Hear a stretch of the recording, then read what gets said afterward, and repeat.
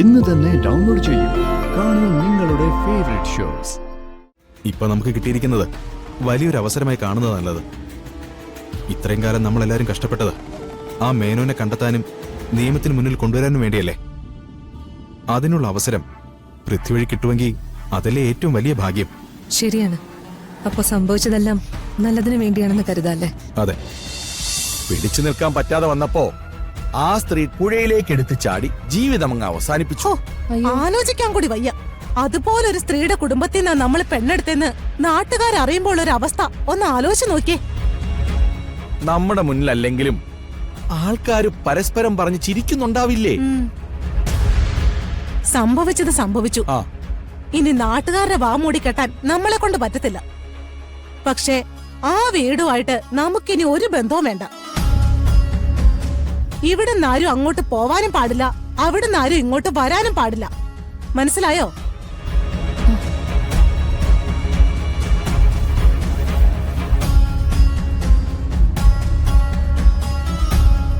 ആ, അത് മോളെ, ഞങ്ങളിങ്ങനെ ഓരോ കാര്യങ്ങൾ പറയുമായിരുന്നു. നീ വന്നിട്ട് കുറെ നേരം ആയോ? ആയി. ഓ, അപ്പൊ എല്ലാം കേട്ടല്ലേ? കേട്ടു. ഞങ്ങളിതൊന്നും നിന്റെ കുറ്റമായിട്ട് പറഞ്ഞതൊന്നുമല്ല. എനിക്കറിയാം. നിങ്ങൾ പറഞ്ഞ ആ സ്ത്രീയുമായിട്ട് ഞങ്ങൾക്കാർക്കും ഒരു ബന്ധവും ഇല്ല. പിന്നെ അവരുടെ ഒരേ ഒരു മകള് ദുർഗ മാത്രം ഇപ്പൊ അവിടെ ഉള്ളത്. നിങ്ങൾ പറഞ്ഞ ഗുണങ്ങളും കേടുകളും ഒക്കെ കുടുംബത്തിൽ ആർക്കെങ്കിലും ഉണ്ടെങ്കിൽ അതാ ദുർഗയ്ക്ക് മാത്രമാ. ബാക്കി ആരെയും ആ കൂട്ടത്തിൽ കൂട്ടണ്ട. ആ, അത് ശരിയാ. ഞങ്ങളും അത് തന്നെ ഉദ്ദേശിച്ചേ. അല്ലേ? അതെ അതെ. എന്നാ പിന്നെ ഞങ്ങൾ അങ്ങോട്ട്. എന്നാ ശരി. അപ്പൊ പറഞ്ഞ പോലെ.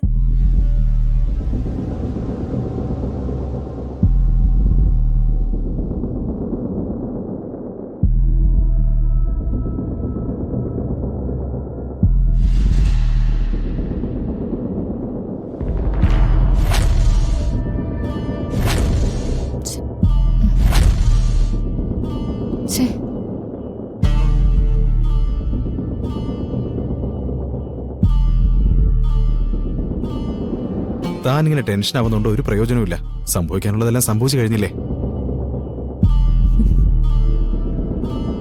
സ്വന്തം കുടുംബത്തിലുള്ളവരെ സംരക്ഷിക്കാൻ കഴിയാത്ത ഒരാൾക്ക് ഈ നാട്ടിലെ ജനങ്ങളെ സംരക്ഷിക്കാൻ പറ്റുമോ? സ്വന്തം അനിയത്തി ഒരു ക്രിമിനലിന്റെ കല്യാണം കഴിപ്പിച്ചു കൊടുത്തിട്ടും എനിക്ക് സമാധാനത്തോടെ ജീവിക്കാൻ കഴിയുമെന്ന് കിരണിന് തോന്നുന്നുണ്ടോ? ഇതൊന്നും ആരും അറിഞ്ഞുകൊണ്ട് ചെയ്ത കാര്യങ്ങളൊന്നും അല്ലല്ലോ. വിവാഹത്തിന് മുമ്പ് തന്നെ അവരെ കാര്യങ്ങളെല്ലാം പറഞ്ഞ് ബോധ്യപ്പെടുത്താൻ താൻ ശ്രമിച്ചതുമല്ലേ?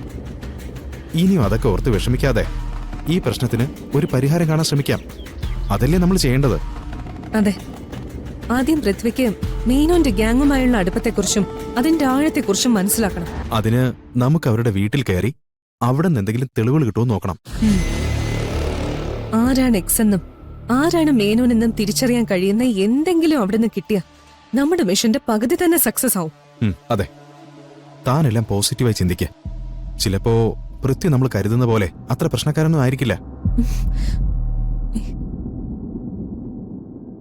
അവരുമായിട്ട് നമ്മൾ കരുതുന്ന തരത്തിലുള്ള ബന്ധമായിരിക്കില്ല.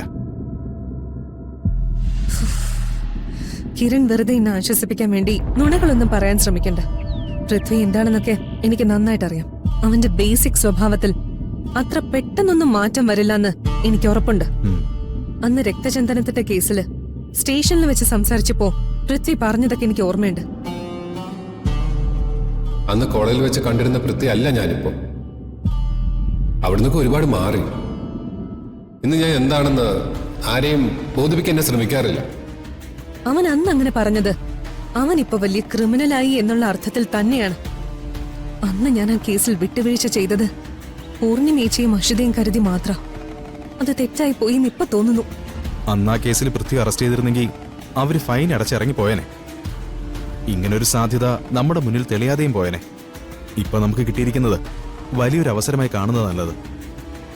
ഇത്രയും കാലം നമ്മളെല്ലാരും കഷ്ടപ്പെട്ടത് ആ മേനോനെ കണ്ടെത്താനും നിയമത്തിന് മുന്നിൽ കൊണ്ടുവരാനും വേണ്ടിയല്ലേ? അതിനുള്ള അവസരം പൃഥ്വി വഴി കിട്ടുമെങ്കിൽ അതല്ലേ ഏറ്റവും വലിയ ഭാഗ്യം. ശരിയാണ്. അപ്പൊ സംഭവിച്ചതെല്ലാം നല്ലതിനു വേണ്ടിയാണെന്ന് കരുതാല്ലേ? അതെ. നമുക്ക് പൃഥ്വിയുടെ പിന്നാലെ തന്നെ പോവാം. ആ വഴിക്ക് എക്സും മേനോനും ആരാണെന്നും കണ്ടെത്താം. അതെ.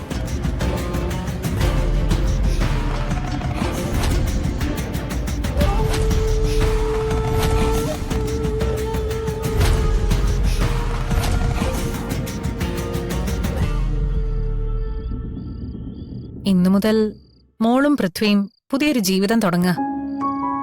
നമ്മൾ വിചാരിക്കുന്ന പോലെ ആവില്ല കാര്യങ്ങൾ. ഇണക്കങ്ങളും പിണക്കങ്ങളും എല്ലാം ഉണ്ടാവും.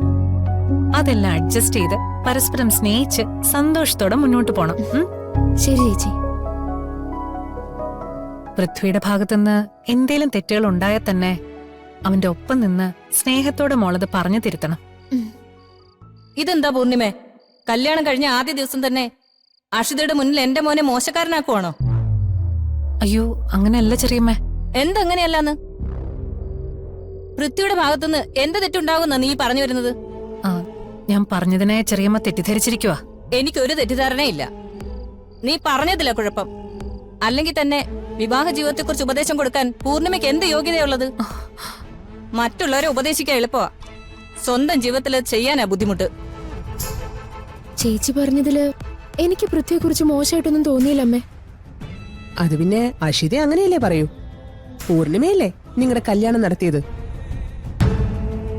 നല്ലൊരു ദിവസമായിട്ട് നിങ്ങൾ എല്ലാവരും കൂടി പറഞ്ഞ് വഷളാക്കണ്ട. പൃഥ്വി ചേട്ടൻ കാത്തിരിക്കും. അഷിതേച്ചി ചെല്ല്. ചെല്ലു മോളെ.